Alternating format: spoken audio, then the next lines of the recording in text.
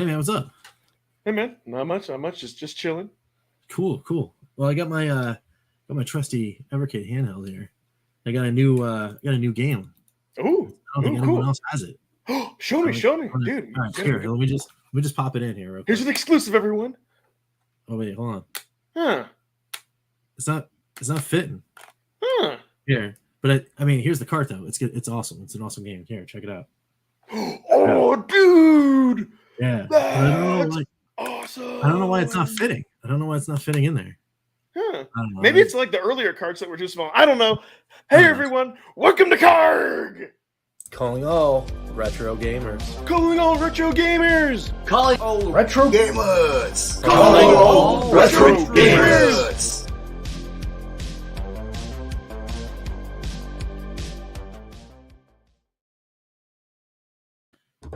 What's going on, everyone? Welcome to Calling All Retro Gamers. Of course, I'm one of your hosts, Rich from Bacon Ice Cream Production, Team RTFC. We got Ed on the other side. He's pointing in the wrong direction. Hey. There he is over there. What game was that again? No. Yeah, we're just messing around. Having some fun. But this it is cool because it is like a intro style chat. It is a cool pickup that I just got over. Now, is that like a is that just a port, or is that like a totally different Strider game? I think it is a totally different Strider game. Dude. Like, US Gold presents Journey from Darkness Strider Returns. So, what's up, Chris? What's going on? Chris. Michael Jones. What's up? What's up? Calling all retro gamers. What's up? All right, so I just picked that one up over at the local shop, as well as another game.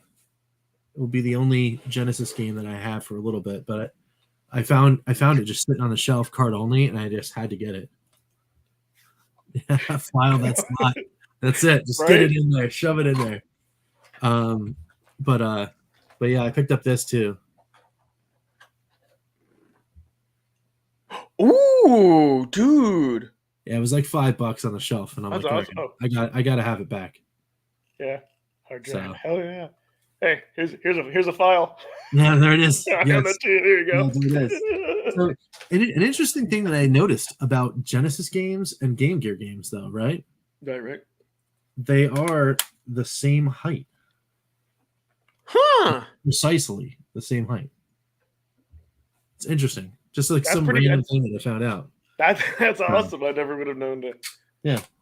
So anyway, those are the things that I picked up. So how was your week, man? Or your couple weeks, I guess.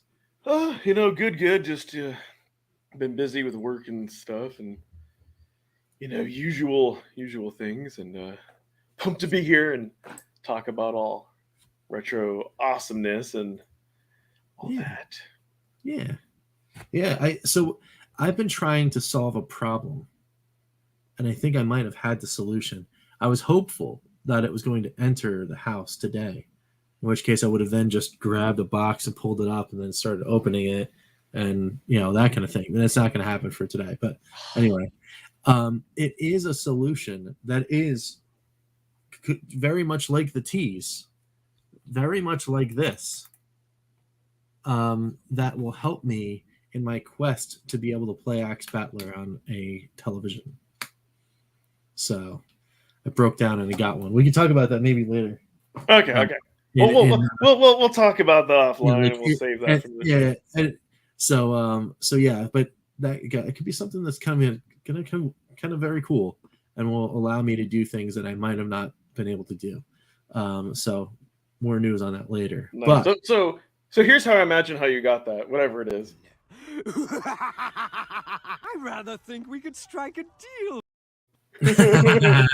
Nice. That's probably what you had to go through to get it. Yes. It wasn't that difficult, but it was Amazon for the win. Ooh.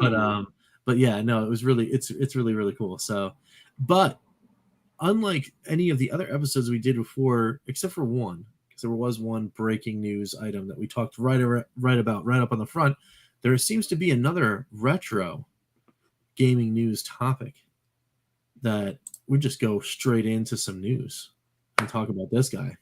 Now, I heard this from you. You actually sent me a text saying, "Hey, you got to check this out." There's a couple people that have been talking about it. Mad Little Pixel was one. There's a couple other gaming related news like channels that I actually wound up finding. I think I'm gonna sub to one of them because the vid was pretty cool, and it actually had some more news on top of the one we're going to talk about right now. So I was like, oh, that's a pretty interesting story, and I might actually do a combo deal right here for that story. But you want to give a little lead in to what we're going to talk about there, Ed? Sure. So it's you all have heard of the new Sonic collection that's coming out, and so the thing is, a lot of these new collections come out from time to time. There's some controversy on this one, not only for what we're going to talk about, but because the pre-order, they have rings as a currency and like wacky things. Like if you pre-order, you can get some things in the menu, like kind of like some nonsense stuff and all that. Yeah. And so that's some. But the other thing is that sometimes, let's say when a newer version comes out, a company may think another version is inferior, and then they remove that. So now you're forced to pay $40 for the whole Sonic thing and all the bells and whistles. But maybe you just wanted Sonic 3, maybe you wanted Sonic 2, and what else? Like you would expect this behavior from Nintendo. I'm gonna go ahead and say that, but like Sega's supposed to be cool because they don't really go after like fan created content and art as much. They kind of just let people be, as long as you're not like, trying to make a buck stealing off of them. But, Sega's supposed to be like the cool kid. Right, right. So what wound up happening is this. A press release went out from Sega, and they announced that as of May 20th or by May 20th, that they will remove or delist the digital versions of every Sonic stand-in title that will be included in Sonic Origins. So that's Sonic 1, 2, 3, and Knuckles, and Sonic CD. Like just not available on any other platform, which includes PlayStation Network, Xbox Live, Steam, PC platforms, and Nintendo Switch. But there is an exception. Yeah. Okay. Good. The exception is that Sonic 1 and 2 will remain available via Sega Ages on the Switch, and Sonic the Hedgehog 2 will still be playable via Nintendo Online Plus. And I think it's actually not just Nintendo Switch Online Plus, but it's Nintendo Switch Online Plus expansion pack. Yeah. You have to have the extra thing, which actually I do. Could you imagine if they got rid of it on that? If they delisted it from Nintendo Switch Online, that would be like, I guess it would be insult to injury kind of deal. Everyone's take that I saw and all of the different news items was, this is a bad look, right? This is a bad look for the company because it's nothing. It could be seen as just profiteering, right? Just sheer profiteering. Like, hey, we can make more money by saying, hey, you want these digital versions of these other games. This is the only way you're going to get it, and you're going to have to buy the bundle. Okay, I get that. I guess the counter to that is if you're a huge Sega fan, right? You're a huge Sonic the Hedgehog fan. You probably own most of these. You probably have 2 or 3 collections with these games on them, with maybe the exception of Sonic CD. So it's like, I get both sides of the story here, in my opinion, but at the same time, it's like, just why? Like, why bother? If the answer is because you're worried that Sonic Origins might not sell well, then why does that exist? Yeah. Like that's really the question there, right? Oh yeah. So And as far as the Sonic Origins thing goes, I don't know. Like the other controversy thing about Sonic Origins, about the pre-order thing is like, so full disclosure, I was a former employee of GameStop, right? The thing that people were freaking out about all this, like, oh, well, you have to, in order to get this thing, you have to pre-order it. In order to get this one, you have to buy the deluxe edition. And if you don't want to do that, you're going to have to buy the standard edition and still go to the store and buy these 2 other things as DLC. I don't understand exactly what the outrage was. I mean, maybe it's specifically because it's a retro game and it's a retro game collection, but this happens all the time. Oh yeah. Through GameStop. It's like every game. It doesn't matter what it is. It could be some random sports title, and there's some kind of pre-order incentive, and day one there's some kind of DLC pack you can get, and it's just the nature of the beast. So that side, it's just like whatever. I'm not, if again, as a fan of Sonic, right? Say I wanted this collection, it's $39.99 for the Origins collection that has the 3 games in it with nothing, or an extra $5 gets you literally everything else that was on all those different tiers. Okay, they're getting my extra $5. If it's me, if it's me and I want the Sonic and I want all of the Sonic, I'm giving them the extra $5.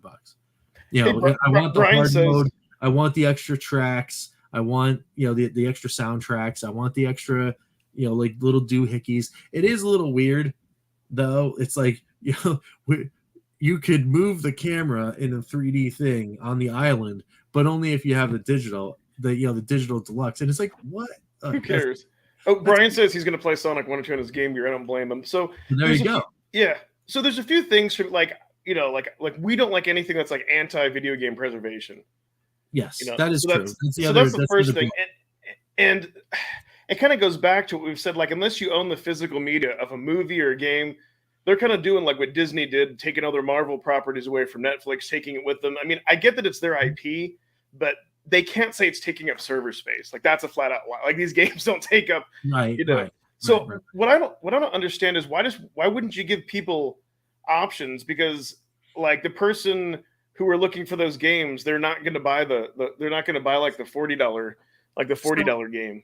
So let's play devil's advocate one more time, real quick, right? What if the intention was for Origins, because these are remasters of the games, right? There are additional graphics, there are different additional features. They're actually is the widescreen a remaster?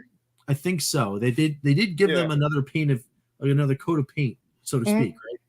What if Origins, for the 4 month window that it releases, is the one, right? They do list the old ones because they are doing this specifically, okay, yes, to generate funds for Origins or whatever. But month 5, month 6, right? Sega a la cartes and breaks back up Origins into 1, 2, 3 and Knuckles and Sonic CD as their Origins versions, packed in with all of the included things that was in Origins Digital Deluxe, and then releases them separately for like $5 a game. See, I would be if they do that, then I would be fine with that. But to your point, I think they're keeping their options open. Yeah, I think it's silly to do it up front, but if this was, they're delisting the old version to then put the new and improved version out and then have that be like the edition, okay, I'm all right with that. Because then there's a value offer, right? There's a value offer in that, and then because they want the best version to be the version, right? Yeah. See, I just think that the executives, they're just looking at us and they're just like, yes, yeah, I can. They're gonna do whatever. So here's my whole thing, and kind of like how I justify paying for digital purchases. Because the big thing that we haven't talked about yet is I think they forget that, like, if you really want to play these games, unofficially, you can download the ROMs. So for me, the extra artwork and all the other extras, for me personally, like, I don't care about that type of stuff. Maybe boss rush mode, kind of. The widescreen is neat, and I'll give you an example. And here's the other problem I have too. Like, Konami, when it came out with the Castlevania collection and all of its other collections, its price points were like $20, and like for the Mega Man's actually $15, and then with sales you can get them even cheaper. So and the Mega Man collections offer a lot and Rewind. So for me, I kind of wanted the Contra collection, but when it was on sale for $5 for digital, I'm like, for the convenience to me being able to play it on the couch on my PlayStation. Rigatoni, he's here! Oh my God, he's here! He's here. What's up, Ian? There we go, Tony. Oh yeah, I can do it now. Okay, cool. I can do it. Would you kill this thing?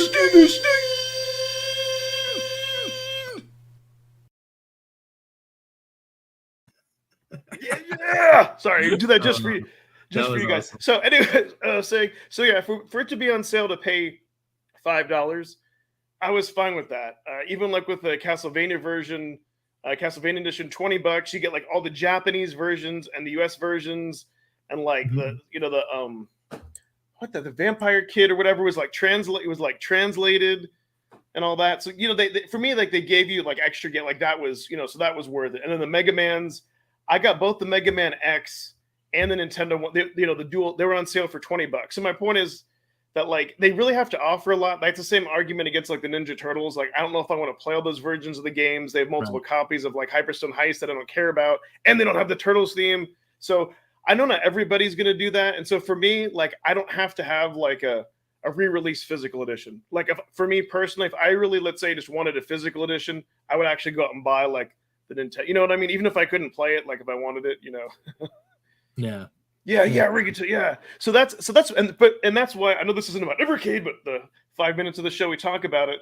That's what I do like, is that I do get some physical packaging. I do get physical media. It's not, and it does sit on the shelf. So it's something to look at, and you get a booklet. Like you get. Otherwise, for me, digital stuff, it's just gonna get hidden. I just like for my PS4, I just pulled out that Pac-Man Championship edition that I have that physical CD copy of, just because I wanted to play the arcade version of Pac-Man. And I didn't have to set up MAME, and it was fun. Exactly. So and it goes to say, like, if this is a permanent delisting, right? So that Origins just takes over and it is whatever at the price point it is, then I think that's again that hurts the market. It's not I don't think it's a good look, that kind of thing. But it could lead even worse than this to other things. And if I can go ahead and find this thing, it could lead to something that's even worse than that. Which is, where's my tabby? There it is. Keeping me in suspense, Rich. Something like that. Oh no! So, oh no! Oh no! Oh no! Oh no! Yeah. So today, Ubisoft is pulling the plug on online services for some of their older games, and some of the older games. I mean, we're still talking about are in the I don't think we have the list. Number of games list you can find here. Okay. Really, there's Assassin's Creeds and yeah, Far Cry? Wow. It's only for the online features of the games, but still, they disabled the Uconnect, right? The Ubisoft Connect service. This guy right here. Now the reason why was because like no one was really using it anymore. But the fact is, some of these servers are tied to that service. They want to shut down the service because it's costing them money and no one's using it. It's fair enough, right? But in order to do that, they actually have to shut down all this stuff, which is not great. And in some cases will break some of these games where they you can play the single player, but if most of the experience was the game constantly reaching out to try to pull in content to update your experience, it's not going to do that anymore, which is not great. Let me see if this will take me to the list. Oh, and that's a bad miss. Yeah. That's so. This article doesn't have. This doesn't have. But so here's the thing, though, for shutting down servers. So because you and me are technical backgrounds in IT, so I kind of get that. Like, okay, so, but here's the thing: if that was maybe 5 or 10 years ago, but nowadays, like, everything is virtualized. So if not that many people are using it, like really, they can't spin up a couple of VMs, you know. You know, Right? Yeah, and that's what I'm saying, right? It's one of those things where you're like, it could be something that it's feasible to technically do, and like just keep the ping out there so it can do things like the leaderboard or whatever. yeah. But I mean, look at this list. There's no slouch on this list. It's not slouch, and this is from Ubisoft's website. You get things like America's Army, and that game is not around anymore, I don't think, anyway. But Assassin's Creed Brotherhood, Recollection, Revelations, Assassin's Creed 2, they're all, as of PC, Mac, iOS, and OnLive, all those services. I mean, OnLive doesn't exist anymore, but that you can't basically play some of those experiences at all. And on up to and including PS3 and Xbox 360, Avatar, Beyond Good and Evil, Blazing Angels, Car Juarez, Driver San Francisco. These are not these are not slouch games. No. And you're not going to be able to play them to their fullest extent anymore, which hurts gameplay. It hurts the game preservation argument that we were talking about. So, it's just a weird story to coincide with the dual drop. The Ubisoft announcing this at the same day the Sega was announcing the delisting. Especially Rainbow Six. I know that people still do like a lot of the online play with that. So that's lockdown, Vegas 2 can't play on. I mean, this is the PC is the big hurt right there, right? But PlayStation 3, PSP obviously is way gone. Xbox 360, but Vegas 2 is backwards compat for Xbox One. Xbox One players are not going to be able to play Vegas 2, starting today. Roos. I don't know what Roos is. That's like Roos. Oh, Roos, yeah. I like saying that. Okay, the Roos beta. Okay, fine. I get a beta maybe, but like all the Settlers games, they seem to be pretty popular. Silent Hunter on PC is pretty popular. Splinter Cell Blacklist, Chaos Theory. There's some of these are Wii U games, so we're extending into generations that are like obviously last generation for Nintendo because it was Wii U and Switch.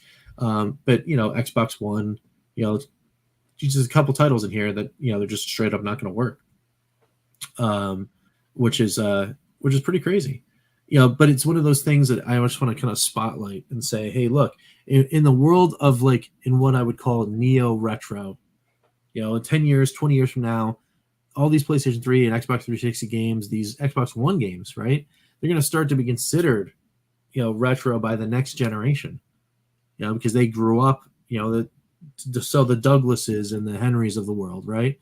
They grow up and this is already passed them by. It's going to be whatever it is, PlayStation 8, Xbox Infinity, whatever it is going to be, right? They're going to be playing that. The Nintendo Super Duper Switch, that they're going to be playing those things. But when it's time to play these other ones that are going to be sitting on the shelf, and they've got most of these games, the newer ones are all starting to tie to those online features. Those servers go down. That's the game, right? You know. So something to think about, especially for us in the retro space, again, it stands to argue that the argument is here is your good bit of game preservation right here. There it is, right? Because otherwise, at the end of the day, if you don't have the physical card, so you get nothing, you lose. Good day, sir. And that's it. That's it. But yeah, that's how, that's kind of how you feel, and it's just and we realize, listen, there's probably a lot of modern gamers that they don't care about this, but yeah, when it's coming into retro, to your point, where it's like those are going to be someone's retro games at some point, and if they can't play them in the way that they remembered or close, then that's super sad panda. Yeah, for sure. I mean, it's just something to. Obviously this isn't the doom and gloom part of this stuff, right? But it's something to look at, something to keep your finger on the pulse on, Oh, do you have an update? Well, Ian, since you did ask, no, it hasn't arrived in the US. It's on its way to leaving the live in the UK. But I will say I was impressed with Funstock that I was it like on a Thursday or Friday, and then Monday, boom, I got the notice that it shipped out. So Yeah. Believe me, I will keep you all updated the second that it does. Absolutely. Yeah, I mean that's another great argument there from Rigatoni. A lot of the physical card or disc, some of the beta version of the game requires updates to get the best experience. So what happens when there's support servers go down? Mm-hmm. You've got a physical disc, you put it in, and you're only playing the legacy version. Cyberpunk 2077 comes to mind. We could take up the whole rest of the time talking about what I'm going to say, but I'm going to throw it out there that reminds me, Gran Turismo 7. I remember Modern Vintage Gamer, he did a video on that saying even though as much as he loves Gran Turismo, he said he wouldn't even support or buy it just because that game has online DRM for no reason. Even though it's 100% of an offline game, you have to be. Yep. You have to be on. Otherwise, you can only do some like demo mode, which is like that's nonsense. Come on. Yeah, it's silly. It's silly times, and you're right. It is a topic in and of itself. Yeah, I just wanted to throw that out. Out there. We could do whole. Yeah, we should put that on a list somewhere, and then make sure that we revisit that because I mean that is a hot topic, and I'm sure the chat will go nuts. We're gonna get a big chat up in here, and then we'll start doing that. But you got your boy Phoenix. Do we? No, we've had him on before. Maybe his ghost still lingers. That's funny. But yeah. So let's move on and get into one of the main topics here. Yeah. So they got this little thing, a little handheld dealy guy. It's coming out. It's called a Playdate. But so what do we think, right? What do we think on the panel here? Is it Playdate or Playdon't? What do you think, Ed? This is your topic. I'm proud of myself. For that title. So I obviously I don't own one. I did watch the Metal Jesus review of it, and then the Retro Dodo, both of their reviews. Yep. And so they did agree. So the funny thing is, in the comments that I left on both of them, and I want you all to keep this in mind, while that device, at least in its current state, isn't for me, I'm glad that something like that exists because they're doing something different. I'll say that. Sure. So what's funny is I guess I didn't realize the device was made in Oregon. So it's kind of funny because it kind of fits the thing of it being like a hipster gaming device, which kind of cracked me. And I'll tell you why. So I'll say the best. It's so hipster that they want you to play without a backlight screen, and that actually shocked me. I guess maybe I was fooled from the footage until I saw that in the videos that it doesn't have a backlight, which I do agree. Like so that does seem odd in 2022 to have any type of handheld. I mean, the cheapest worst Chinese knockoff device if it has a black, but look at some of the things, especially even from that area, right? Yeah. So you think of a company like Amazon, right? And for years they owned the new way of reading, right, with the Kindle. And the Kindle first wave of devices, the number one requested feature for the Kindle was a backlit screen. And they figured it out. They figured it out later. They had the Kindle Paperwhite, and it wound up improving things that people were eyes weren't going crazy or whatever. But you're absolutely right. That was one of those things that was shocking to see that the device didn't actually have that feature because of the footage of when they were showing it. Everything looked so bright and vibrant and all that kind of stuff.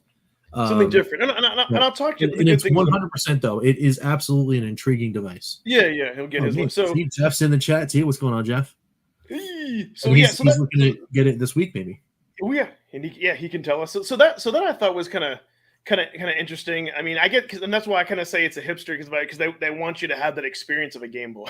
We don't want to have technology. We want you to suffer. So I get that part of it. So I did think that the crank was a cool idea, but here's one thing that I didn't think of until when I saw both Metal Jesus and Retro Dodo play it, is the way that you have to hold it with your left hand is not, like on the game, so like really, really crank it, is not ergonomical at all.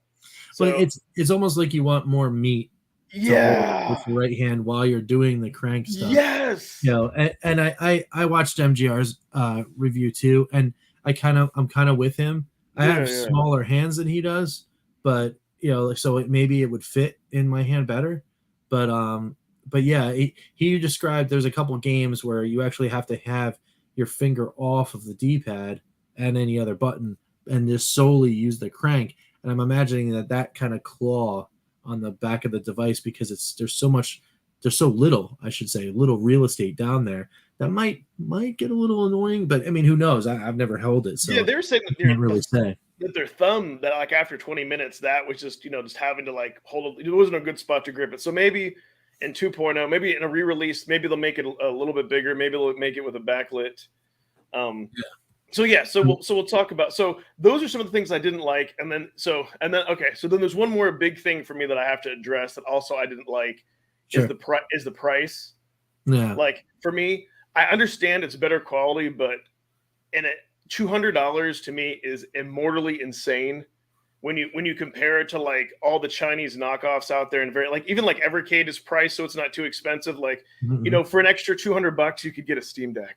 So I'm just you know what I mean. So it's for me it's getting dangerously close now. So with that said, So with that said, then I'll give you your opinion. So with all those, so here are the good things that I think is neat. I do love the fact that it has 4 gigs of built-in memory, and the games are really really tiny. And so I do love the fact that you pay for it up front, and you do get all the games. Yeah, kind of game watch. And I think every month or something, you get like 2 games. So I love it has like the total discovery. I love that, and I love how like some of the games, like the surfing games, are built around the crank. So it's not like they just decided, oh, here's Mario, you're going to use a crank to move him. No, they actually designed the crank to be cool. So I like how there's like, the thing is, it really seems like something you could keep in your pocket. You could bust it out, and you could play a lot of those jump in and jump out. Oh, and then if you want the cover for it, they charge another $30, which is more than the analog pocket, which is mental to me as well. But I understand. I heard that one of them say that for the cost of materials, I think it costs them like $80 or $100. So I get it, but I think isn't it like pressed aluminum or something like that? The casing, yeah. It's like really. I mean, it's got the magnets in there. Like engineering wise, I mean, the thing is like it's pretty stellar as far as like like you look at the thing and it looks like it might as well have come out of a lab of technicians that worked at Apple, right? Yeah. It looks that kind of like finished and designed, and like it's inviting, right? It's an inviting design, something you would want to see a product have, which is cool. It's got that going for it. And I mean, yes, to your point, it is a boutique item for sure. There's no question that this is a boutique item. I don't think they intended this to be that thing's going to sit on a shelf. But no. It's meant to be played. Right. So then put a lot of people are coming in, especially Jeff here, saying it's going to be huge for indies and homebrew. It does come with games, 2 games a week for 12 weeks, 24 games total come with the system. Yes, these are all built in. So you figure some of these games, all right, we're going to call 5, 10, maybe $15 a piece if you were selling them separately, because that's how the indie scene goes. It's in that $5 to $15 range, really, for experiences like this. You add up that, and then you take the average price of 10, right? And you add 10 times 24, and then come with the system that's $240. I know that's one way to look at it, but that's if the games are $10. But is it kind of like when you go to like /IO, like are they worth a couple of bucks? So I believe me, I see. Sure. I see both sides. What would get someone like me interested in it, because, and if you're looking at a device you can kind of throw in your pocket and play casually, I think for them to get, I think especially if they're going to make it like a little bit bigger and have a backlit, like under $50 is impossible. I think what maybe they might be able to do is if they can get it for like the $99 price point with the face cover, so you could put it in your pocket, not have your keys, and give you the option, say, hey, we're just going to give it to you, maybe with like just a couple games, and then let you a la carte and buy. And I think I think that so here's the counter argument / devil's advocate play on this particular thing for me. The reason why the Playdate is an attractive product for me is the fact that there's an extreme amount of like that FOMO for the Playdate. And the reason why is because of the way that they're delivering content to the end user. So you're getting your Playdate, you get it in a little box, and it's got all this cool thing, and you got the cool menu, and then you sit it down, and you're like, okay, I played my game. And then, the next week, you wake up, and there's a little present, and you do a little crank, and you open it up. It's kind of like Nintendo Switch Online, right? Yeah. There's a new game to play, and it's grayed out until you go and you go to the box, and it like shakes a little, and then you see what you can play. And you're like, oh, I've got another game. Only this time, instead, not directly like Nintendo Switch Online. Now you're getting a game you probably never, or like more than likely never played before, and like you get the discovery factor of like the Evercade kind of thing, and you're getting this content delivery system. It's just like, here's the thing. Oh yeah, it's super like, slick, and now you have like this like little crank, and you can put it in your pocket. Yeah, so those are all pluses and everything else. It's just, it seemed like watching the reviews that the two main things kind of like, put price aside. It's like, if one of those things where if you like it, you're gonna buy it. Hell, it's only money, as Rockefeller said.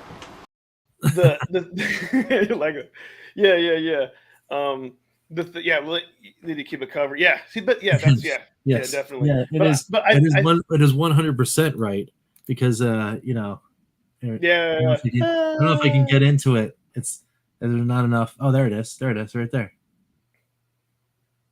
See, that's pocket lint under my screen on the Evercade. But the main thing for the MGR and Retro Dodo, that seemed like the two main things that got in the fun, and is that the backlit, not having the backlit. Which like I agree, like depending on where you are. You're having to move to a spot, or having to like hold, especially we're older men and women with old, with older eyes. And then they said, and then the games that they liked a lot with the crank, just having that fatigue. I'm not sure what they could do about it. Those, if anything else, if you're going to get it, those seemed, or maybe it is just something, maybe they did do that. That's why I say maybe that's the cool kind of hipsterness of this, that maybe they put it without the black legs. It's like, hey, play it while you can during the daylight. Yeah. Well, I mean, but like I said, where I was going with that was, maybe your option of the less expensive version of the Playdate after the first 12 weeks, is okay. You don't get those games built in. Now they opened up the store so you can buy any one of those 24 games, and maybe you get 2 to start out with, or whatever you're gonna do, and then you could buy the season 2 pass so you can get the next set of 24 games for whatever X is, in case you want to do that. There's a way to do it there's a way to do it and then cost cut to get more people involved. But the other unfortunate thing is, because of all of that stuff that happened when they were producing the thing, there's a long lead time where people are still waiting for the device, and they're going to deliver that content. So you're going to kind of miss out if you're in wave 2 or wave 4 or whatever. So it's kind of a bummer, but at the same time, kudos to them for even like coming up with the thing and trying and getting it out while the world is like lighting itself on fire. Oh, there is one other awesome thing business wise that they did do, and that was make their dev kit open to everyone. So I could see a huge homebrew community like a Pico or like some of those other devices where there's just a bunch of homebrew games. Yep. 100% and all that. Well, and actually Jeff was playing around with that. So but to your point though, I think, forget who made a video where they got, I think like they had like 5,000. They got like 5,000 of them in that all had like dead batteries. But they caught that and they ate the cost. Yeah, they set them out because that would have been a disaster for people. That's what caused the delay and that phased launch plan now. So, they're launching the store like service like called Catalog. Yeah, I mean that has to be the answer, right? Because not everyone has their device at the same time. So trying to keep the schedule, keep the developers happy, and keep the players happy, you got to come up with something. And yeah, a store, a store is an answer. And then again, like in a revision or a Model 2, that could come with something like the dust screen, for a lower cost without the games. That's definitely an option they can do, for sure. Rigatoni. No, dude, I'm glad. There's at least one. Yeah, I'm glad you're here, man. Did you just decide not to go to the movies? For those of you who don't know, Rigatoni sent me he DM'd me saying, "Hey, man, sorry I can't be here tonight. Going to the movies. I'll catch you on the replay." Which I think it's so awesome and thoughtful that he IM'd me because he was one of our fantastic regulars. Man, you'll have to tell us about that. So all they need to do, Rich, if they just make it backlit and put a Tetris clone on it and make it sub 100, then it would be hard. And or somebody make like a homebrew of that, then it would be hard for me to. It'd be hard. Yes, yeah. Well, I mean, in the homebrew scene, you don't think that that's going to be a thing? I mean, come on. And then you can make a Tetris where like you could like, once you have the parts, you can use the crank to like do all of the turning, and then your diagonals. Like this. Oh, yeah. That would be epic. That really be cool. That'd be cool. I mean, so if somebody isn't already on it and they somehow stumble upon this little show, there's the nugget for you right there. Go on, make your Tetris clone and make the rotate blocks be the crank. Go for it. Oh yeah. Oh yeah. There he is. It's already in there. Jeff's like, there already is a Tetris homebrew game. Ooh. There you go. Nice. Oh, the movie was later than I thought. It was 8. I thought it was 8. It was actually 9:40. Well, that's cool. You got plenty of time. Hang out with us and then going over to your movie. Hopefully that's awesome, dude. Thanks for showing up. What movie are you going to see, by the way? Oh, you can play games right now with their SDK emulator. That's cool. I don't know that. That'd be cool. What simulates the crank? Can you use like the mouse wheel for like a crank? Probably. Cool. Tetris of the crank can be cool. Yes. Yeah, 100%. I mean, with the windy crank, not the drag. Yeah. See, we could do this. We could do this. Yeah. But anyway, so I think that's I'm good on Playdate. I want to see the community come and like enjoy it, and like all the people that are jumping in, like the Jeffs of the world and the Ians. I want to know what it's like. I want to see them. I want to see their reactions. I mean, MJR and everybody else. I mean, they're gonna say whatever they're gonna say, and I respect their opinion, but I don't know them, right? So I know a little more. Jeff and I to talk all the time, talking to Ian all the time in the chat. Like I would respect their opinion, I think, a little more than I would maybe an MJR, because that's what you do, right? It's these friends, right? You get a friend's opinion weighs more than the random guy on the internet, right? No, totally. So I do want to see what is like there, and then if every one of my friends now is getting one of these things and they're like, oh, it's awesome. I mean, of course, it's just the screws just start tightening, and then just like, all right, fine, I'll wind up caving. Right now, I don't have $180 to just get in line and wait another however many months it is to get one of these things. So I'm a don't right now, but that's only ... right now. It could very, very, very, very much change. Yeah, and then I think for like under $100, I could just get a Game Boy Advance flash card and I could play so many Game Boy. If I really wanted to go there, I don't know. Anyways, but it's another topic. Yeah. You know what I mean? Like there's other things within that price range that you maybe could get, or for bills, or it's like I could have a Playdate, or I could have this chair, which I really, this also serves a purpose for work. So I hear you. It's not like the money fairy can be there. Yeah, exactly. Nice. The multiverse. Oh, I think that's the movie where he said the multiverse won everything it won. Oh, okay. Yeah. I think I've heard of that one. So it could be cool. I hope you enjoy it. Yeah, you have to let us know. Yeah, it would be cool if you could use the scroll on the mouse as a crank, right? Because it is. It's just a circle right there. Yeah. All right. Anyway, so let's get into our next topic. Heck yeah. Which is gaming regrets, or I guess maybe it's like the ones that you had that got away, or whatever you want it to be. I mean, I think I've said mine a couple times already, and it's never going to go away. It's always going to be that one. And it's not just that game. It is that collection.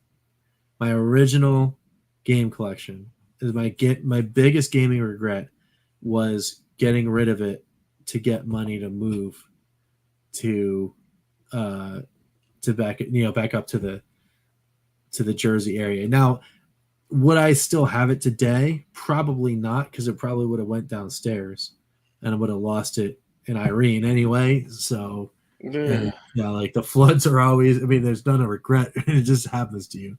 But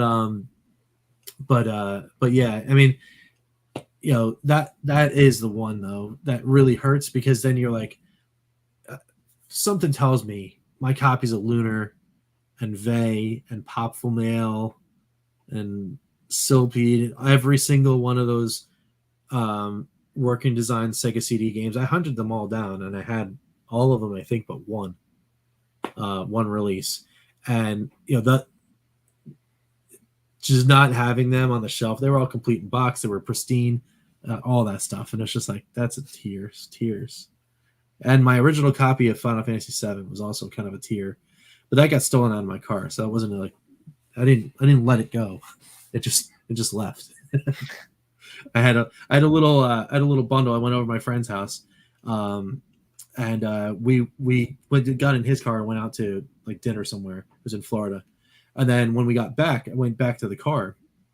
I was like, oh yeah, let me grab my rack and we'll start playing. I had like a copy of Tekken 3 in there, Metal Gear Solid, Final Fantasy 7, I think like 3 or 4, maybe Tactics, and a couple other games. And I went to go grab the thing and it wasn't there. And I was like, oh, did I bring it into the house? And I went into his house and it was like not there. And I was like, oh no, somebody just grabbed it and ran. Very sad times. But as far as the biggest gaming regret, like knowing it was that sale. Because like it wasn't even just the games, it was hardware. It's my Genesis 2, my Sega CD, my 32X, and all my 32X games, my Master System, my copies of Phantasy Star and Miracle Warriors and Golden Axe Warrior and all that other stuff. Yeah, it's hard. It's hard. It's one of those things where you want a time machine. You get back and just be like, before you go into that shop to go sell it all, you'd be like, don't do it. It's not where you're going to be fine. You have enough money when you get up there. Just don't get rid of this stuff.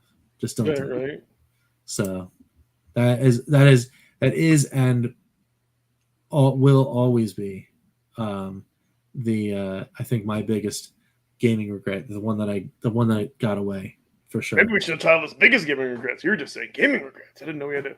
Yeah, no, that is rip off the Band-Aid and go full. There hasn't been a lot of other things, right? I mean, because after that, I kind of learned my lesson, right? Going through that, and I'm like, oh, if I want this, I'm never letting it go. So then I basically started collecting everything, right? Which is the reason why I wound up filling a basement twice with stuff, and only to have it go away. But there are some other things that I still have, maybe even going back to my childhood, that I still have, because those are like I have my non-negotiable, which is my comic book collection. I'm a Superman fan, and that has been with me since I was a kid. Most of it. I did lose probably a good 50% in the first flood. But that was like decades ago. I was able to collect a little more, and then I lost even more in this one. But yeah, whatever. So when I think of gaming regrets, It makes me wanna fight. okay, so had to lighten the mood. So mine's a different type of gaming regret. So yeah, I've talked about growing up, having different consoles, not caring about like Nintendo manuals or the cardboard boxes, not needing to read those, throw those away, upgrading, getting different systems, being done with stuff. And I think I've come to terms with that, because it's kind of funny. Like, okay, if I did have the inbox version of Chrono Trigger again, would I just play it now? If I really wanted to play it that bad, I could do emulation. Would it be kind of cool? you know what I mean? Like, would it be neat to say, hey, I've got my original Game Boy? Of course. That type of stuff, I can kind of get over. Here's a different type of gaming regret of what I wish I would have done. So back in the day, at least where I grew up, like no store, like I never even saw like a Sega Master System, TurboGrafx, Neo Geo, none of those. Maybe those are the systems that you'd always see like in the back of the catalog. Like the like not catalog, sorry, like a game, like trying to Game It Monthly, like you could set in your systems and they would tell you the condition and what the trade-in value and all that stuff would be. So even then, like I didn't know about like the Sega Master System. It's kind of funny, like I thought Genesis was like their first system. I didn't know, like when I found out there were previous Sonics, actually when I got into emulation, I'm like, are those hacks? Like I was like, are those real games? You know what I mean? Yeah. So, but the two systems, the TurboGrafx and the Neo Geo, especially the Neo Geo. So here's kind of the thing, right? So I don't like I owned like Castlevania Bloodlines, and I don't think of it as, oh, I sold that away, like I'm losing $300 in insane value. What kind of sucks about that is that if you wanted to gain that nostalgia back, it's just unaffordable. So but I've come to terms with all that. Here's what I wish I could have gone back and told a younger and say, hey, you know what? That's cool. You have a Super Nintendo. You can play like Street Fighter 2 and all that stuff. But you know what? If you sold all of your consoles, you probably could get like a Neo Geo, and you could probably get like a Metal Slug, and you could probably get a few. That's kind of more regret. Like I wish I could have got, because the AES is like the Mercedes, is like the most expensive. I was looking at HDMI modded Neo Geos, like on eBay and stuff. They go for $1,000. Hey, yes, man. We miss you. Man. We miss you too, dude. You got to pop in and chat with us. You got to come on here sometime. But I kind of wish I took all that gaming, all whatever toys I had, bought a Neo Geo, bought a few of those spendy games, and then especially the US versions. And then even now, you could like sell one of those games and get more other Neo Geo ones. So you are the Elden Lord. So that's kind of my regret, or is that maybe instead of keeping some of these common systems, or maybe even have gotten like a game like a TurboGrafx Express. What's bananas is that like I've never played a TurboGrafx, but growing up, one of my Rich Show-Off kind of classmates, he actually did have a TurboGrafx Express. So I actually did get to like briefly like touch and play that for 10 minutes, but so it's kind of weird. But stuff like that, like the rare systems, or like the Neo Geo Pocket, like some of those rare, more expensive, like more expensive systems, I kind of maybe would have wished, or even better, like arcade, like I want to say like 10 years ago or more, like you could get arcade machines for like a couple $100s, or maybe not my time frame, early 2000s, or maybe by 2010, you could maybe get like a Miss Pac-Man for $100. Like maybe something like that. I kind of wish maybe it would have either gotten something like that, or been like, hey, get rid of this nonsense. You can get this stuff later. Get the Holy Grail, the Neo Geo. I don't know. Yeah. I mean, that definitely, thinking back, there was probably a couple opportunities that I might have had that I overlooked, and that might have been a thing. But see, I never looked in. That's what I mean. I was short, so I never even looked into it, because I know they were $1,000 when they came, but at some point I think they probably were $500-$600, and I kind of remember like friends joking, yeah, well the game was like the cost of a Super Nintendo, but so what though? I'm like, if I had like maybe instead of like collecting like Ninja Turtles and Star Wars figures and little things like that, like if I put all my money and sold all my systems, maybe I could have had like a Neo Geo and like 5 games and just hung on to that.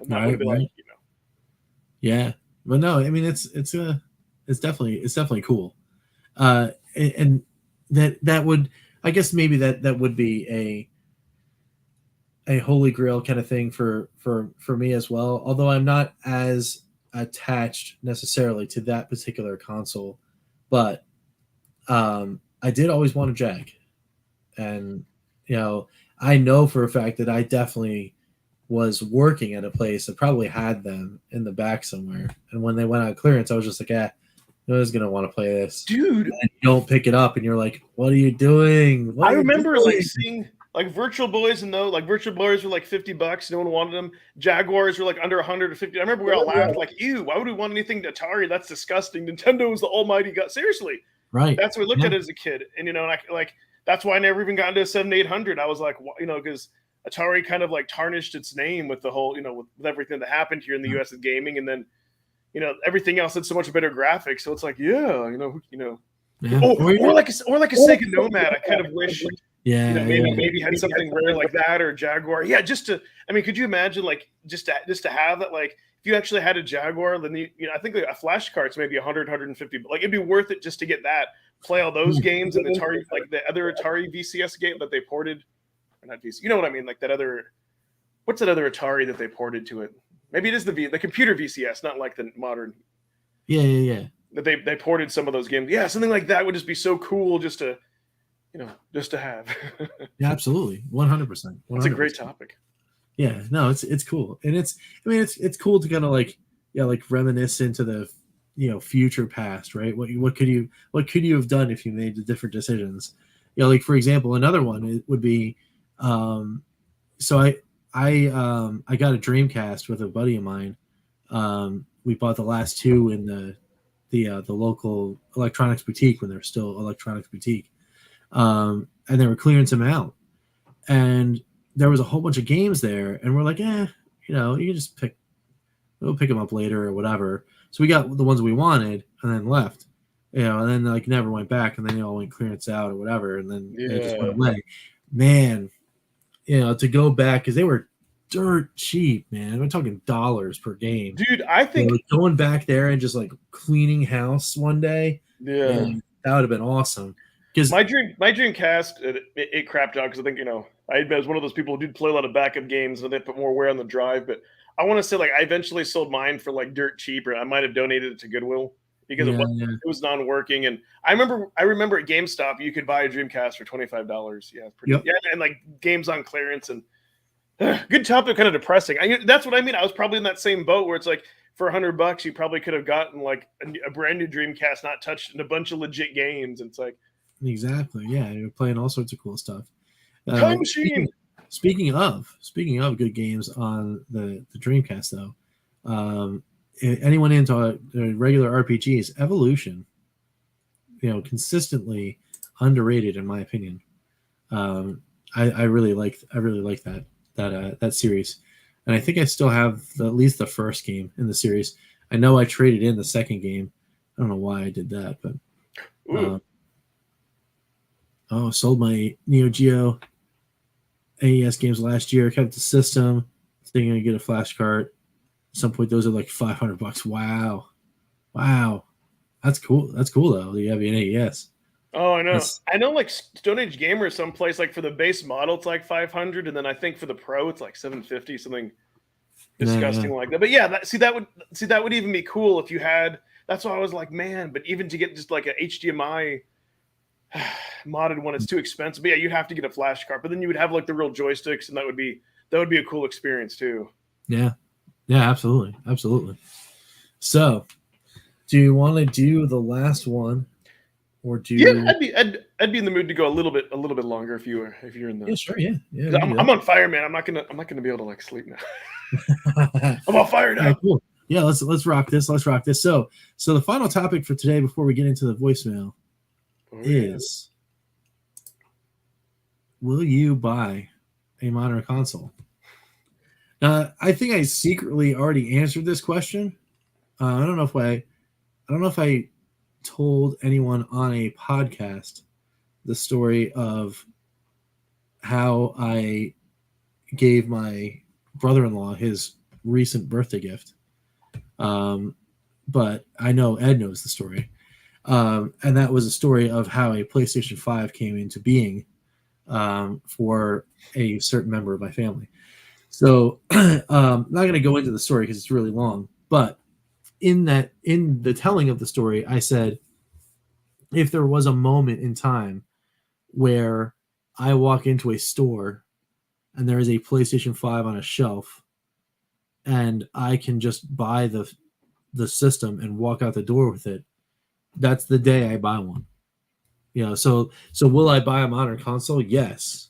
I will buy a PlayStation 5 when it's on the store shelf at normal price. I don't want to do a bundle deal. I don't want to do any kind of crazy nonsense. I just want to walk in and get a PlayStation 5 and walk out. Yeah. Now, will it happen? Because I am kind of frugal, and I also know finger to the pulse of some of these things that happen in the grand scheme of things. Will this happen before Sony does something like go to the PS5 Pro, or announce that you're going to need something else different because you're going to have PS5 or PSVR 2 is going to require this new model of the PlayStation 5. Who knows? Because that's coming soon too, and I'll wind up getting that as well.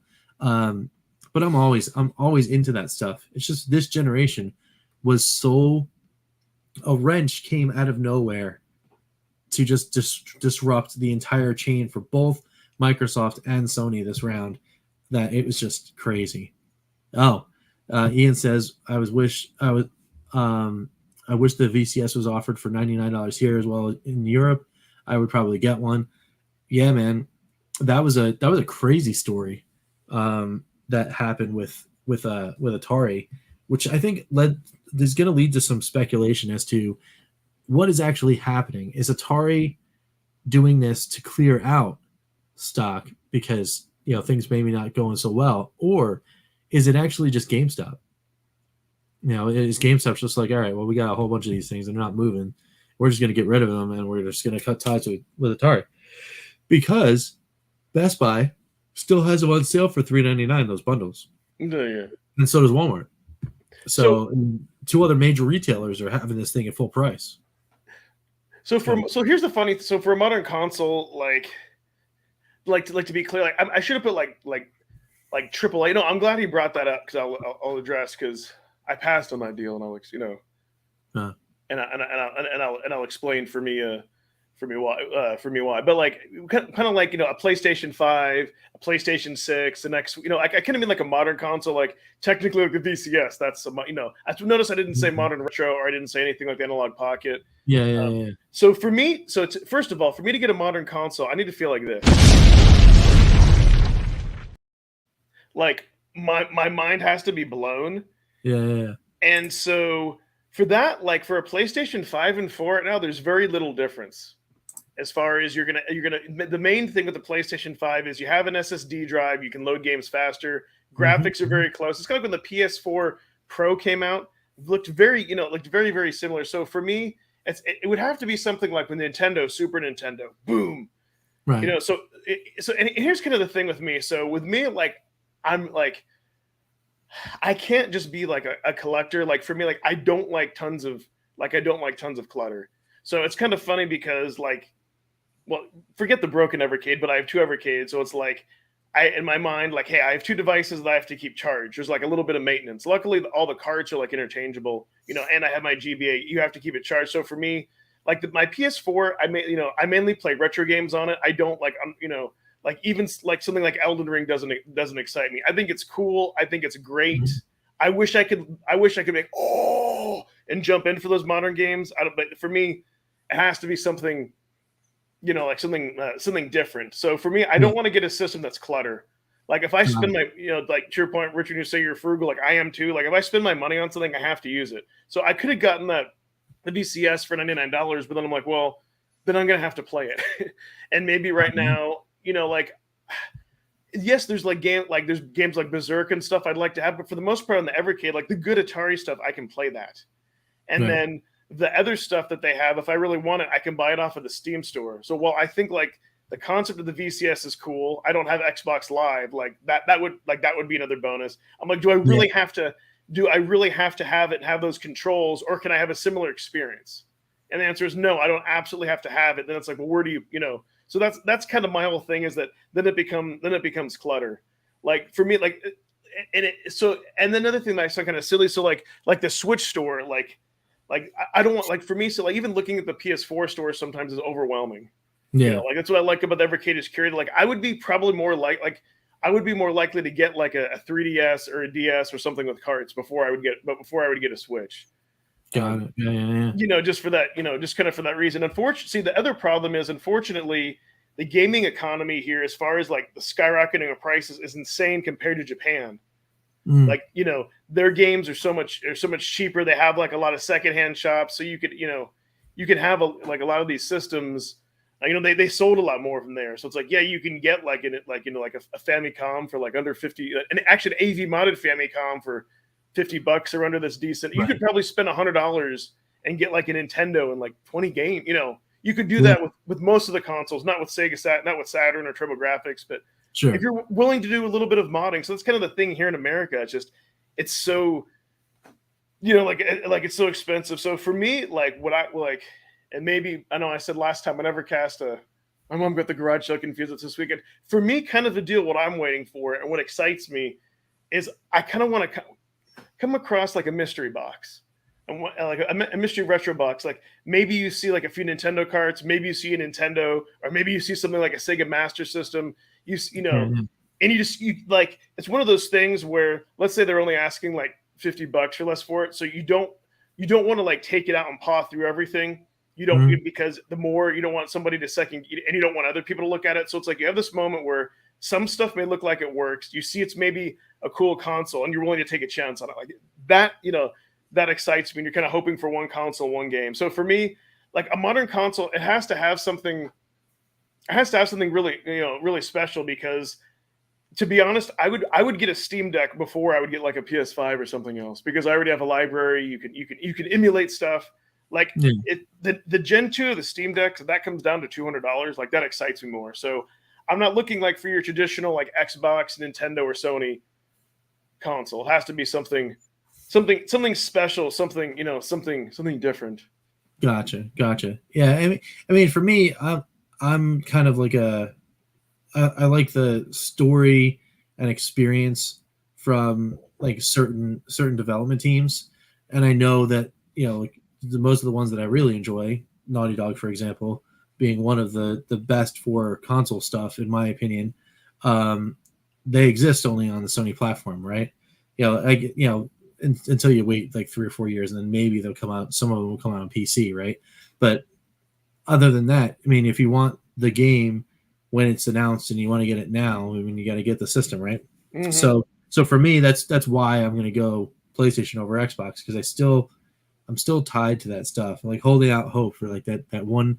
That give me one more round in an Uncharted or whatever. Uncharted really knock my socks off. As a kid, man. See, I'm envious of you or anybody else who could be fall in love with the game so much that they would want to buy a system. I don't know what it is. Just as I've gotten older, I hate that I lose interest. So it's like if you're into modern gaming and you find that system and you just latch on and can play, that's awesome. I think that's, if anything, I'm like a little bit envious, and I would never take away that fun from somebody. But just it's just for me, it's just kind of like I don't know. It's interesting, or maybe if Nintendo comes up with some other new type of some new type of thing. But yeah, like the Playdate, like I'm glad that something like that exists because it's different. Yeah, indeed. Oh yeah, look who showed up. What's going on, man? Nintendo Power. What's up? But yeah, it's always a good time, and I'm enjoying the fact that people are enjoying their systems. They've got Xbox Series X, so they've got PlayStation 5s out in the wild. They're playing all these games. Everyone's playing Elden Ring. It's cool. And I'm glad for them. And I don't know. It's just I'm not feeling the call yet, to jump in. But as far as just having the hardware, because I know eventually there's going to be a game that's going to call to me. That's where I'm at with the acquisition part of getting a PlayStation 5. The other thing though is the technology coming into that, that we're in that. I don't know, the late part of the very first years of this console's life cycle, right? So now you're starting to see these development teams that are running these engines, Unreal with Unreal Engine 5, to put out these crazy tech demos. I saw something just over the holidays where they did it for the Matrix, right? They did the Matrix Awakens, I think is what they called the experience. I watched that tech demo in 4K on my TV in the living room, and it was incredible. Like the sheer amount of calculations that the engine was able to produce and then recreate to create a playable demo that was on Series X and PlayStation 5 and have it look that good. I was like, that's wild. So obviously it's a tech demo, right? So you got a whole bunch of teams that are working on the cutting edge, trying to get as much as they can out of it. But it's only going to be another year or two before other teams get their hands on these tools and start making things that we haven't even thought of seeing yet. And that's starting to excite me. You get a project team like a CD Projekt Red, even though they had some troubles with Cyberpunk. They're doing the new Witcher game, and that's going to be on that engine. And they're known for, like huge world building experiences where they're pumping out all sorts of crazy cool graphics and stuff. So I'm like, all right, I'm down with that. We'll see what we can see on that. And then of course, as far as the other tech goes, like I have a PSVR headset, right? Over my buddy's house. I haven't played it in forever, but I own one, and it's that stuff intrigues me. I kind of want to get back into that world, and obviously the second they announce PSVR 2, it's probably going to have something that's going to be like, okay, well, they're going to get me again, and I'm going to wind up going and dabbling in that world a little. But something happened though, as far as this modern console thing and me specifically, something happened. I think it was the pandemic, maybe it was the fact that I couldn't just go and grab the new system and continue my journey. But it was like that, having that separation for a while solidified one thing, and that was my love for retro. My love for all of the stuff. The Evercade came out just at the right time and grabbed, and it just grabbed me. And it was just like, look, you can enjoy these old games, and there's so many that you never even heard about, and that just took me in. Getting back into the retro scene with getting my Retrons and like all that kind of stuff, and like finally being able to play the Intellivision collections that I'd been just collecting for box art, right? Starting to actually play these games, and it's like, man, I love this stuff, So I'm glad that I didn't just get the PlayStation 5 right away, because I don't know if I ever would have looked back enough. See, but I'm glad I did. Now I can live in both worlds, right? I'm glad you brought that up, because I think just not going with the modern console, it gives you more options, and it kind of opens your eyes to other, and maybe too just the fact of, I don't know, getting older, having busier lifestyles and all that. I like a game that I can jump into that doesn't have a tutorial, that's a pick up and play, or something like RPGs that's an ongoing story, but it's offline, so you can do it at your own, whether it takes you 50 hours or 500 hours, stuff like that, where it's not like a living and breathing game where you can fall, where you can like fall behind, and and it's not PvP, so you're not getting angry at your at your screen. So yeah, those are all good. Now I will say, as far as a remake for a modern console that would tug at minus, if SNK or whoever ever makes a real mini Neo Geo AES, and that's like an exact replica of the AES, smaller, with the joysticks, with the other type of controller, and really put on there like 50 of its best games, or make it so people can hack it and dump everything on there. Something like that, or something that I never owned that intrigues me, like a Sega Master System after watching Master System Mondays. Like if they put that out and did the same thing they kind of did with the Omega Mini, where it's like $150, you get the replicas of those exact like style of controllers.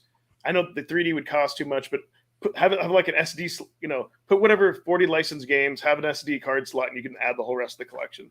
Like for me, that would be a huge experience. And then I'm sure you could also like load Game Gear games on there. And that would be a huge discovery for me. Like to me, that's like something unique that won't go to Evercade as much. And that, and those kind of games I can go ahead and relate to. Matter of fact, speaking of which, I know what your next pick, my suggestion, I should call it Ed's picks for Master System Monday. So I'm sure you're probably aware of the remake of Montezuma's Revenge. Yeah. That's coming out. Well, like what I didn't know, because like John Hancock did a video and he went through all the different reiterations of it, and the Sega Master System actually like has a very good version. The graphics are like awesome. Nice. Like it's incredible, even better than like the ColecoVision, of course, or anything else. So that would be my recommendation. It looks like for the home console, that may be like one of the best, like one of the best looking versions. So. Oh, very cool. I should definitely check that out. Yeah. I mean, I do have plans for what comes directly after Golden Axe Warrior, but if I find one, that'd be cool. Oh, sweet. Hey, maybe we should play his voice message so he can hear it on the replay if he's not. Well, yeah, I was actually just about to segue into the voicemails anyway. But yeah, so we'll play it just in case you're gonna miss it anyway and hear it on the replay. We're gonna jump into the voicemails real quick and see what happens. I got lost in thought. Yeah, it's all good. All right, cool. So, all right. Hey guys, we're talking. You guys were just talking about like the Pocket Station and so forth, and I remember reading advertisements on that. I remember it being featured magazines and stuff.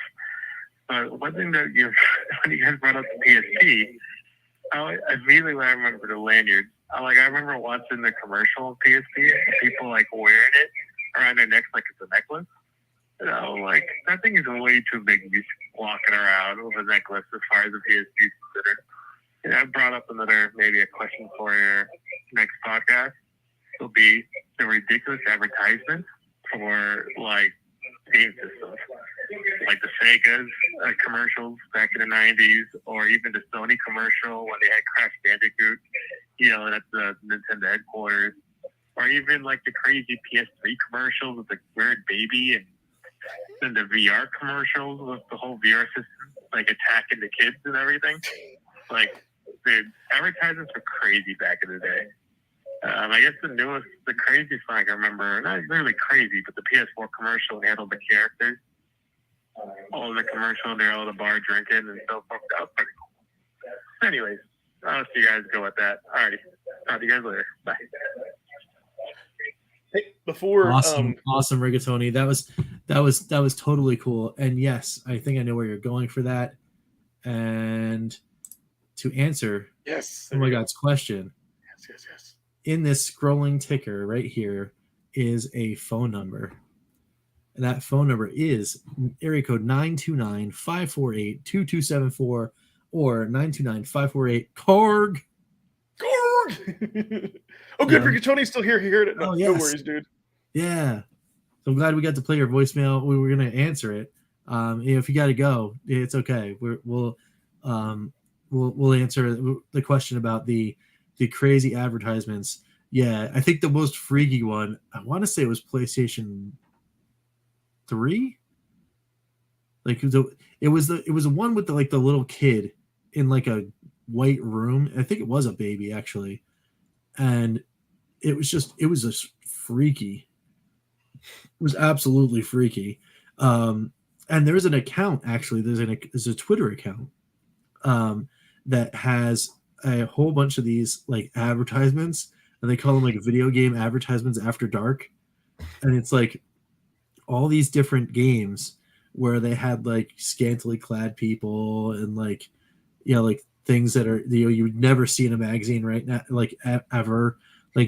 Some stuff has really gory details or scary demons and that kind of stuff in there. All sorts of wild stuff. Man, those were the days though. And there was I also, hey, what's up, man? Welcome to the show.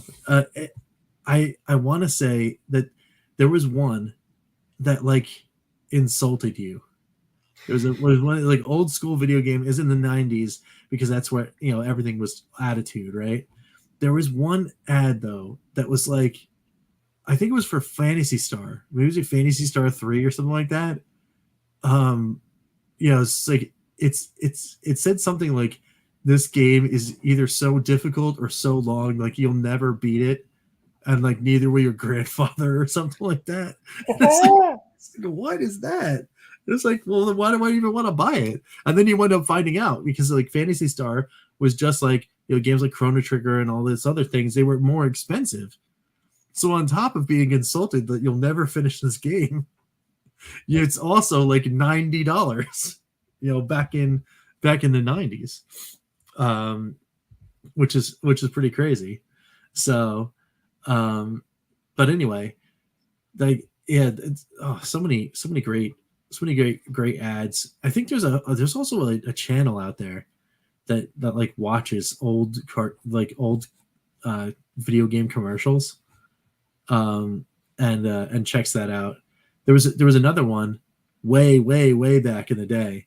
We're talking 1982, 1983, when the first ever time that Star Wars: A New Hope was ever played on television.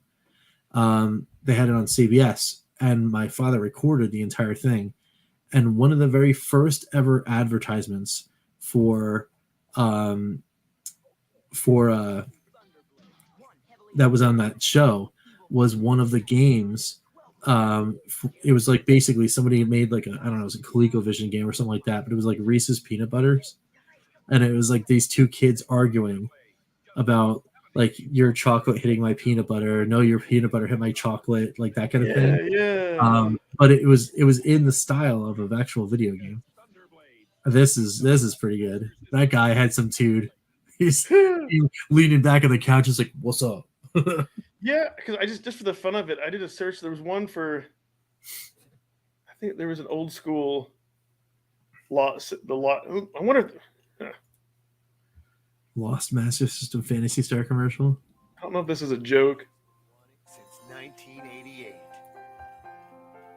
Oh, I remember seeing this one. There we go.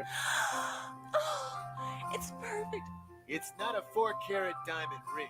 It's 4 megs of power on one cartridge. 4 megs of love. Oh, I love you. 4 megs of Glad love. you bought a Sega. Phantasy Star is the adventure of a life. Wow. Search every town, explore every dungeon, and destroy. Could you imagine every proposing to your monster. wife? It's like when you Full-length hand her that, role-playing and she adventure. like pulls the axe and cuts off your head. Here's Yeah. Phantasy Star is like that. Murder by seeking out clues and battling the forces of evil. And when Yeah, you see the I've smile never on your seen face, this commercial. It's you'll pretty know cool. you did good.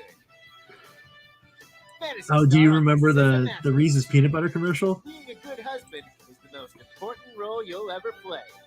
He says, "Mwah." No, so that's one of the things that I did want to say that I do love about like the Sega commercials. They would just like those jump scares. It could be like a kid, it could be a grandma, like the first time Sega. You know, that was definitely great. And then the whole like Crash Bandicoot outside Nintendo, like taunting. I mean, those were the Nintendo headquarters. Like That was like those so are the awesome times, man. because it was like that was basically like, oh hey, you know, someone was clearly a fan of the Attitude Era of WWE when they did that one, because of course that was like, you know, because I think he pulls up in a tank, which is exactly what DX did when they went to they go to WCW headquarters or whatever during the Monday Night Wars or whatever it was. That's all hilarious. It's so good. You know, there's so many cool things. And so many guys, call in, leave us a message even after the show or. Oh heck yeah, anytime. Oh, you guys heading out for dinner? Yep, we clicked at the same time. So leave us a voice message, dude. Come on. Yeah, man. Yeah, call in anytime. We'll play it. Anybody that's still watching will play it. Yeah, anyone in the audience, you can just there it is. There's that number down there. Give us a call, and you too can be heard here on the show. So if we start to regularly get like 2 or 3 of those, we have a dedicated section anyways. But if we start to regularly get 2 or 3 of those, we'll definitely spend more time. That's right. You can be a part of Karg. That's it. All right. Well, I do believe though, with that being said, it's time for the Karg to be maybe done for the night, right? So yeah. Oh, there's only one other thing that I did want to. Yeah, sure. Kind of tease here. I'm hoping the next time we do have a new challenger, there's another. I guess you could call him a big get. Somebody that I've been a YouTuber that I really idolize and like a lot that I'm trying to see to work through schedules to get on. But you all will know, and I kind of talk about this a little bit. That's all I wanted to say. As far as what we're doing this Saturday, Evercast, come join us with Crow and all that. Yeah. We can continue to talk about the awesomeness. And yeah, go ahead. I know exactly what you want to say. You guys don't want to miss this one. Be in the chat of the Evercast this Saturday and the following 2 Saturdays, because every single Saturday for the thank you for 600 and 700 and 800 will finally be happening. And this one in particular is actually good for retro folk. So if you guys are, even if you're catching it on replay and it is before Saturday, the 30th of April, you get yourself to the Evercast and hang out in the chat with us for a chance to win a random box, very much in the style of a Video Games Monthly, of the system of your choice, your retro system of your choice, where I will go to a retro store and pick out 3 games that mean something to me and put them in that box and send it to you as a thank you. And then we're going to keep having fun with all sorts of cool stuff. The next one on 700 is going to be Evercade directly related. So, of course, Evercade fans head over to the Evercast the following week. And then 800, I don't know, still a question mark. We'll get there. I'd buy that for $1. That's right. But you don't even have to. You just show up. Just show up. And I think for me, my next video next week, I think while I'm waiting on the renovation collection, I think I'm going to do my first impressions of the Gremlin collection. Will I find at least 1 or 2 games that are good? Is it worth buying? And all that. So I think I'll probably dive into that unless I get some other crazy idea. Nice. Very cool. Very cool. So awesome. Yeah. And then over here for me, of course, we've got the awesomeness that is Question Mark Wednesday tomorrow. And we've got nice. That's cool. Very, awesome. Very cool. Yes. Evercade's awesome. We got VCS Thursday. We're going to pick another fine game from the depths of the VCS store and play it. And it's Indie Heroes Week on Evercade Friday. So we're going to be diving into this one and get some richest picks. Spoiler alert, it might just be the whole cart. Ooh, wow. See, that's another reason too. I should also mention I need to own a VS because, to be honest, Rich, you're gonna either stream the cool things through Xbox or you're gonna play out. So I get to live vicariously through you anyways, because that's I really and that's part of it is discovery, but I don't have to have the clutter of the. Yes, yes, it's very cool. It's very cool of the stuff. And remind everyone what for Master System Mondays, what dungeon are you on? It is dungeons. We are inside of Dungeon 6. So I didn't have time to do a full run yesterday or today. So I pushed it to, so next week is going to be hopefully a double episode. All of Dungeon 6 by the time you get to the Monday, I'll be able to play. So all of Dungeon 6 and then the cleanup between Dungeon 6 and Dungeon 7, which I don't think is a whole lot, but it's enough to maybe cover a whole episode. And then we'll get to Dungeon 7 and then do Dungeon 7 again. Yeah. Yeah, I can't wait to join and see that. Yeah. Very cool. Very cool. I'll let you do all the grinding and then I'll just ride the pop in for the dungeons. Yeah, just ride the coattails. So, you might get an invite for when I do the Dungeon 6 run. So if I don't have anything going on, I won't turn that down. Sounds good, guys. All right, awesome. Well, that is about it. That wraps it up here for Calling All Retro Gamers. We want to thank you so much, guys, for hanging out with us. It's always a great time chilling out and talking about cool retro stuff with you guys. And we'll be back in 2 weeks, as is our usual arrangement. That makes it May 10th, which is 3 days before my little one's birthday. So, yeah, it'd be cool. That'd be cool. All right, cool. So we'll see you guys then. And let me hit this brand button. Yep. Well, we created content. Thanks for watching. Bye-bye. See you guys. Calling all retro gamers. This concludes our broadcast day. Click.